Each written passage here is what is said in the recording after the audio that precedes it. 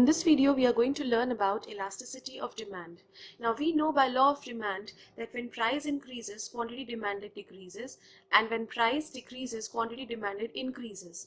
But how much? How much?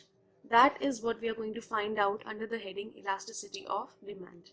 Now, we all know that the sole motive of a business is to earn profit.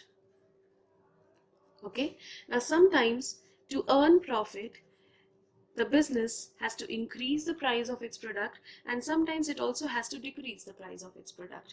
But the sole motive is to increase the total revenue of the business in both the cases, whether by increasing the price or by decreasing the price.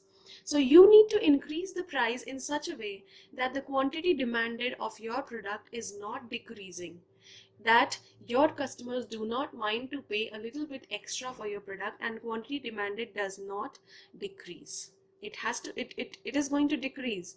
Okay, according to law of demand, it is going to decrease, but you have to increase your price in such a way that customers don't mind to pay a little bit extra for your product. In that case only you will be able to increase your total revenue. When price is increasing, the demand should not decrease to that point that it should reduce the total revenue. Okay, you have to decrease the price in the form of discount or in the form of some offers, and you have to see that the demand increases in such a way that the total revenue again increases. So in both the cases, our motive is to increase the total revenue of the business. Okay, so we need to understand the concept of elasticity of demand.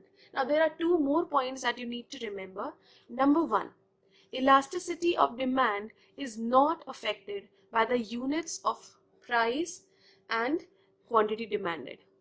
Okay, elasticity of demand is a separate entity, whether the price is in rupees or the price is in dollars or demand is in kg or liters or number, again units. Elasticity of demand will have no effect. This is going to be a separate number. Second point that you need to remember is that elasticity of demand is always going to be negative, because demand is inversely related to price. Okay, so to keep it simple, we take the absolute value of elasticity and we ignore the minus sign.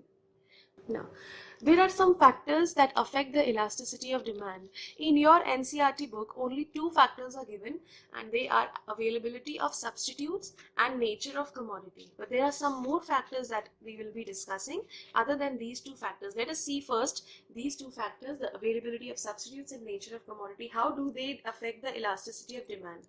See, if there are more substitutes for a good, its elasticity will be high. For example, if I say Pepsi, if the price of Pepsi increases, I will switch to Fanta, I will switch to Mirinda, or I can switch to some other juice, okay, which will be good for my health as well. So when the commodity has more substitutes, its elasticity is high. And when the commodity has few substitutes like salt and wheat, the elasticity of demand for that commodity will be low.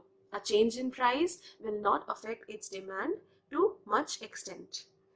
Second point is nature of commodity. There are three types of commodities: necessity, comfort, and luxury. For necessity goods, the elasticity of demand is going to be low, because they are a necessity and people are definitely going to purchase them at whatever price, because they cannot survive without those products. For example, food. Elasticity for food will be low because it is a necessity product. Comfort products. For these products, elasticity will be a little higher, like fan. Okay, and for luxury products, elasticity will be even higher, like AC, or you can say DVD player. Okay, price level also affects the elasticity of demand. Costly goods have high elasticity. For example, laptop. Okay, and if we talk about inexpensive goods, their elasticity is low. For example, matchbox.